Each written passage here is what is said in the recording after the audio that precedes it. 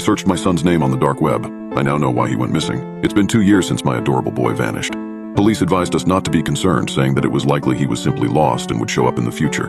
I never would have comprehended how much more horrifying the reality would be. Despite the police officers' vague assurances and unfounded assumptions, Tanner never did come back. Weeks and months went past. The police seemed like they had forgotten about him. My only chance of getting him back was if I did something myself. I searched frantically for anything that would provide a hint as to his whereabouts for weeks. I reasoned that given he spent most of his time at his computer, it was the best guess. Tanner was a developer for a large organization called Xperio, and despite numerous attempts to explain what he did to me, I was never able to fully understand it. I now regret not questioning him more when he was still alive. His dad used to run a PC repair shop when he was a kid, so Tanner became a tech-savvy youngster who was an expert at building and diagnosing PCs. Before he passed away, he had been dabbling with app creation in his spare time and had become fairly skilled at it. He revealed to me that he was developing a brand new app that would be unique from any others available.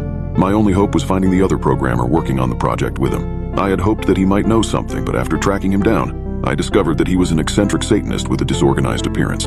He avoided meeting my gaze and provided no helpful information, except to share that Tanner had been extremely secretive about his project. He insisted the remaining details were highly confidential. I went home defeated once again, my only chance of finding him now wasted. Tanner's old computer was set up on my desk, so I turned it on and sat down, resolved to do some more digging.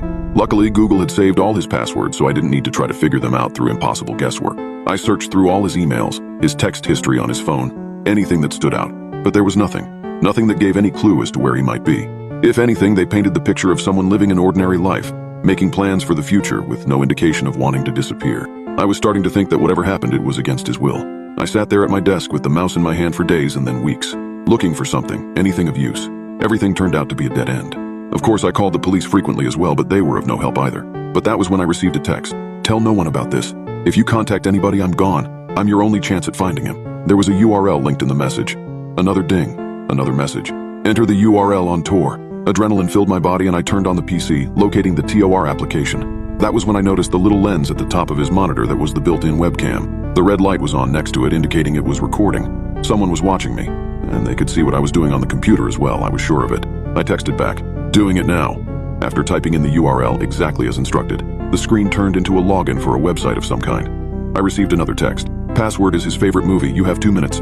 My hands were shaking as I typed the password into the box. I was beginning to feel very concerned, but also a bit hopeful at this sudden turn of events. A chat window opened up and a message appeared on the screen. You're his mother, I take it? I typed back a response quickly, afraid of losing whoever this was.